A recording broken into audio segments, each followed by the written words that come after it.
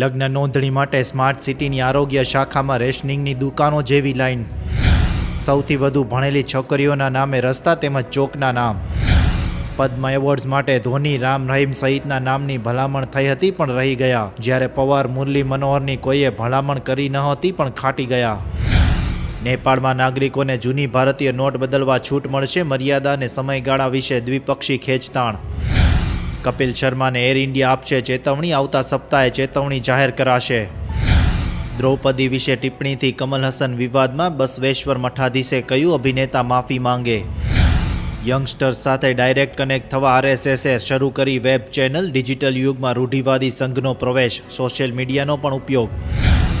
આઈપીઓની વણઝાર, કંપનીઓ ₹20,000 કરોડ ઊભા કરશે. હુડકો, એનએસઈ, સેન્ટ્રલ ડિપોઝિટરી સર્વિસ લિમિટેડ, નક્ષત્ર વર્લ્ડ તેમજ કોચિન શિપયાર્ડ આઈપીઓ લાવશે.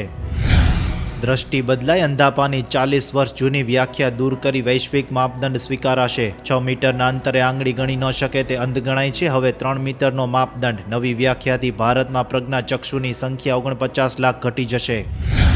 50 લાખ સુધીની આવક માટે માત્ર એક પાનાનું આઈટી રિટર્ન ફોર્મ. 29 કરોડ ભારતીયો પાસે પાન કાર્ડ, પણ માત્ર 6 કરોડ જ રિટર્ન ભરે છે. Log on to khelplayrummy.com and play all variants like pool, points, deals and tournament. સાંજ સમાચાર, રાજકોટ.